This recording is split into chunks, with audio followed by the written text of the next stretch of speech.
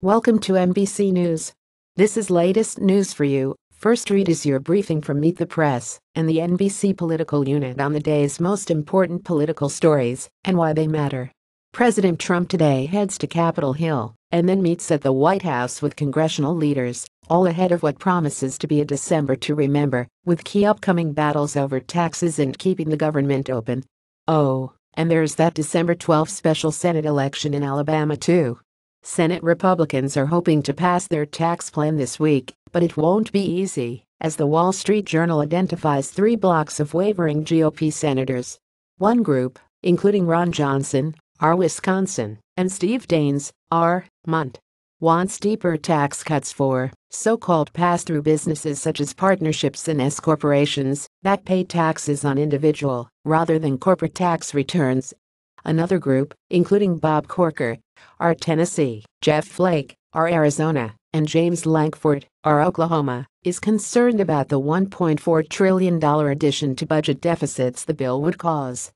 A third group, including Susan Collins, R. Maine, and John McCain, R. Arizona, helped kill the Republican health care bill earlier this year and could pose resistance over a variety of provisions, including plans to repeal the Affordable Care Act's health insurance mandate as part of the tax bill.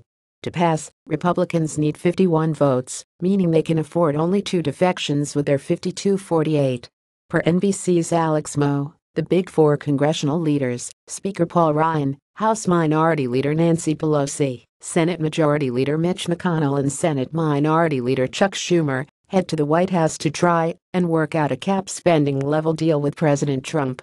This sets the spending parameters before Congress can pass the legislation to fund the government after December 8, when the previous spending deal.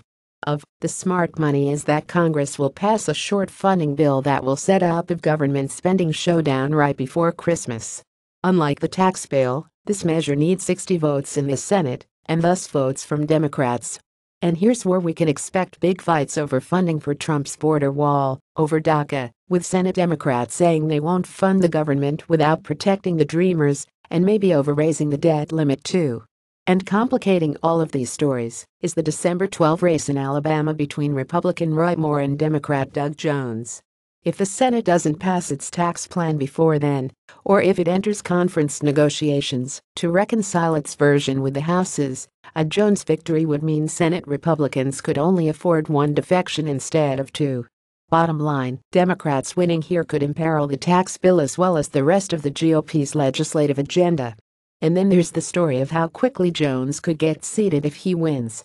For perspective, Scott Brown won his Massachusetts Senate race on January 19, 2010, and he was sworn in on February 4, so 2 weeks later. We've seen plenty of busy news cycles and jam-packed months in this Trump era.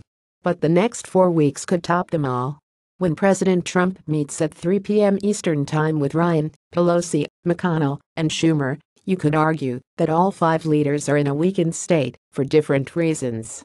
Trump's job approval rating is in the 30s, and he stepped in another controversy yesterday. More on that below. Ryan's reputation as a policy wonk and deficit hawk has taken a hit with the tax plan. Progressives criticized Pelosi's performance on Meet the Press. Trump's open warfare with McConnell has hurt the GOP leader, and Schumer might be in the best shape of all, but that isn't saying much.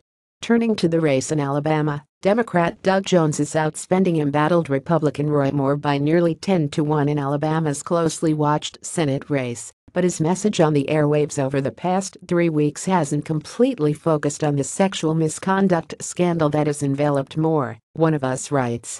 According to the ad tracking group Advertising Analytics LLC, Jones' campaign has shoveled $5.6 million into television and radio ads during the general election, compared to about $600,000 by Moore's team. The 10-1 advantage for Jones is almost unchanged from 2 weeks ago.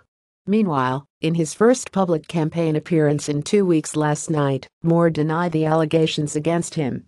"These allegations are completely false," he said, per NBC's Alex Seitz-Wald. "They're malicious.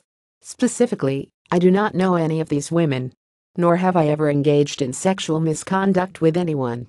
NBC's Ali Vitali. President Donald Trump revived his derogatory nickname for Senator Elizabeth Warren, D. Massachusetts, on Monday, referring to her as Pocahontas during an event honoring Native American veterans at the White House. Trump told the veterans, "You were here long before any of us were here. Although we have a representative in Congress who they say was here a long time ago. They call her." Making the crack, Trump turned to one of the Navajo code talkers who served in World War II and said, "But you know what? I like you. Because you are special. You are special people, you are really incredible people." He spoke under the watchful eye of a portrait of President Andrew Jackson, known for his forceful removals of Native Americans from their ancestral lands. Moments later, Warren fired back. "Donald Trump does this over and over thinking somehow he's going to shut me up with it," Warren said on MSNBC. "It is deeply unfortunate that the President of the United States cannot even make it through a ceremony honoring these heroes without having to throw out a racial slur," she added. A stinging editorial from the Minnesota Star-Tribune on Senator Al Franken's D. Minnesota apology yesterday. Franken's apology is less a statement of accountability and more akin to "I'm sorry for what you think I did." Franken may just be trying to ride out the storm, as is the case too often these days. The paper's editorial concludes, "Franken is right, he has much to do to regain Minnesotans' trust. It may not be possible." As he continues his reflection, we urge the senator to consider what is best for Minnesota and to weigh that more heavily than what might be best for his political career.